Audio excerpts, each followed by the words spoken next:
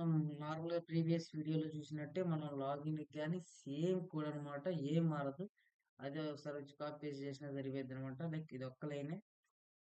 కాకపోతే మనకేం మారిద్ది? ఆ యూఆర్ఎల్ మారిద్దనమాట. మనకి రిజిస్ట్రేషన్‌కి ఏంటిది? Assign method. ఇక్కడ రిజిస్ట్రేషన్‌కి రిజిస్టర్ అని ఇచ్చాం. లాగిన్‌కి లాగిన్ అని ఇస్తామనమాట. ఇక్కడ యాక్సెస్ అని ఇంపోర్ట్ చేసుకున్నాం.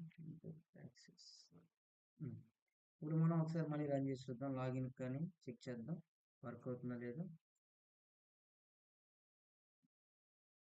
ఎర్రర్ ఏమి రాకపోతే బ్యాక్ ఎండ్ ఓకే వర్క్ అవుతున్నట్టే.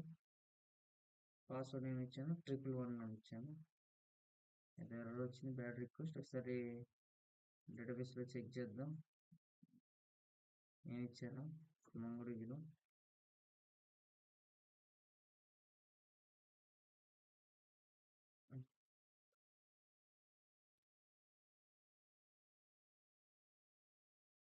పాస్వర్డ్ 4 మంత్స్ ఇచ్చాను. 111 ఇంకో 1 ఇవ్వాలి.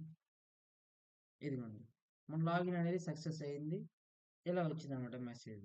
ఇప్పుడు మనం ఏం చేయాలి? లాగిన్ అయినాక మన యూజర్స్ ఐడీని బేస్ చేసుకొని డీటెయిల్స్ రావాలి కాబట్టి మనం ఏం చేస్తాము? ఇక్కడే మనకి లోకల్ స్టోరేజ్ అని ఒకటి ఉండిద్దనమాట. దాంట్లో ఉన్న యూజర్ డీటెయిల్స్ అనేది సేవ్ చేసుకుంటాం. ఇక్కడ ఏం చేస్తామంటే local storage dot set items అనే ఫంక్షన్ ఉండిద్ది.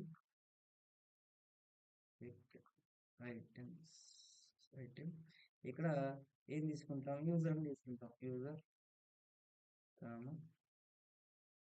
JSON ఫార్మాట్లో ఇలా యూజర్ డాట్ డేటా అనేది సేవ్ చేసుకుంటాం. లైక్ ఇక్కడ లోకల్ స్టోరేజ్లో సేవ్ చేసుకుంటాం. ఎప్పుడైతే లాగిన్ అవుతావు ఒకసారి లాగిన్ అవుదాము.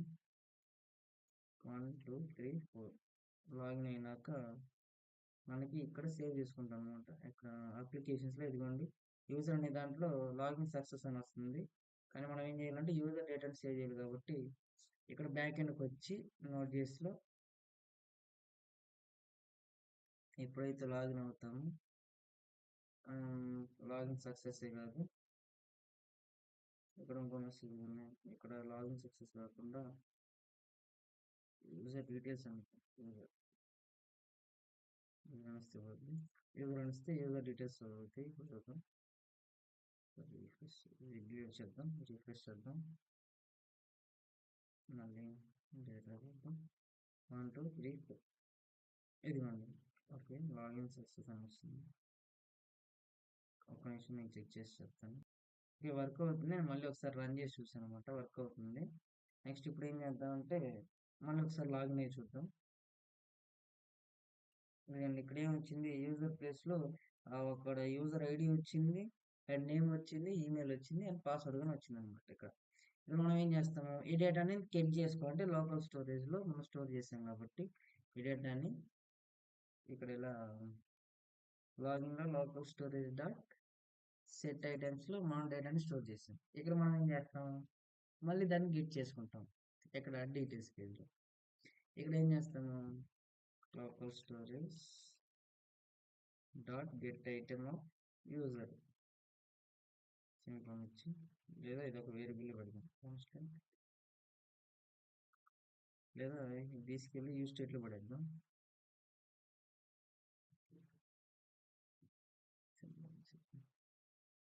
ఇక్కడ ఏం చేస్తాము? డైరెక్ట్ ఇంకా సెట్ ఐటమ్స్లో పార్సల్ ఆఫ్ యూజర్ అని ఇచ్చేస్తాము. మనం ఇక్కడ లైక్ ఇంకా ఇప్పుడు యూజర్ నేమ్ డీటెయిల్స్ ఏమి వస్తే ఒకసారి అప్డేట్ చేసేకి వెళ్ళి యూజర్ నేమ్ డీటెయిల్స్ డీటెయిల్స్ అని ఇచ్చేద్దాం. డీటెయిల్స్ ఒకసారి కింద డీటెయిల్స్ ఏమైనా వచ్చేయండి. ఏదో ఎర్రర్ వచ్చిందో ఒకసారి చెక్ చేద్దాం. ఇలా మన డీటెయిల్స్ అనేది అయినప్పుడు ఇలా వస్తాయి అనమాట. Thank you for watching.